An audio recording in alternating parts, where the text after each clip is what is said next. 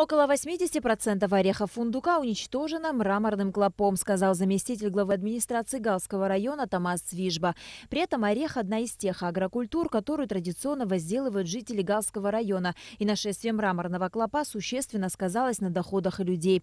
По словам Цвижба, руководство района при поддержке главы государства и Министерства сельского хозяйства принимало меры по борьбе с вредителем. В нижней зоне на сегодняшний день даже кукурузные поля, где у населения было там, скажем, по гектарности, 10% они не смогли выращить. В таком ситуации находится сегодня Галский район. Касаясь лечения, мы провели, даже мы использовали авиацию, вы прекрасно знаете, двухразовое лечение мы сделали, двукратное. Даже я могу назвать поселом, где мы это сделали, поскольку эффектов на самом деле не было, мы не можем сказать, потому что если мы это не сделали, вообще хуже было. Начальник управления сельского хозяйства Тхварчалского района Амиран Джинджоля подтвердил, что мраморный клоп существенно навредил сельскому хозяйству района.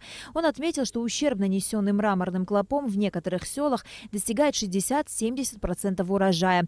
Между тем, в предгорных селах, по наблюдениям Амирана Джинджоля, клоп встречается реже. В данный момент ситуация такова, что мне, по моим наблюдениям, огромное количество вот этой заразы просто-напросто рынулась в наш район. Потому что она там в первые месяцы лета не находился, другие особи, видимо, где-то скрывались или как-то.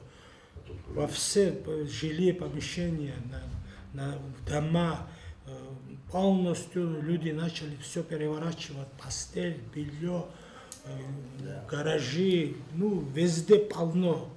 И на данный момент тоже. На данный момент в Абхазию завезен груз ядохимикатов, необходимых для борьбы с вредителями сельхознасаждений. Пестициды и феромон бифитринин, которые должны применяться против мраморного клопа при лечении цитрусовых насаждений, а также вакцины для предупреждения заболеваний крупного рогатого скота, были доставлены при посредничестве аппарата полномочного представителя президента по связям с международными организациями по гуманитарным вопросам. Это уже вторая гуманитарная помощь, которую получила Абхазия. Первая была в летний период. Исходя из того, что мраморный клоп уже охватил всю территорию Абхазии, химикаты для борьбы с вредителем распределены по всем районам республики. Это около 2500 литров ядохимикатов и такое же количество 2500 вот эти феромоновые сетки-ловушки.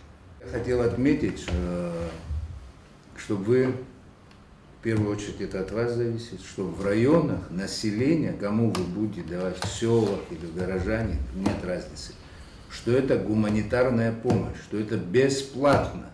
Сейчас ведутся интенсивные переговоры с международными организациями по вопросу оказания помощи Абхазии в борьбе с мраморными клопами. По оценке специалистов, необходимо 2–3 года агрохимических мероприятий для полного уничтожения вредителей. Груз ядохимикатов на общую сумму 2 161 550 рублей передан Министерству сельского хозяйства и Государственной ветеринарной службе Республики Абхазия. На Алакове Астамургожба, Абхазское телевидение.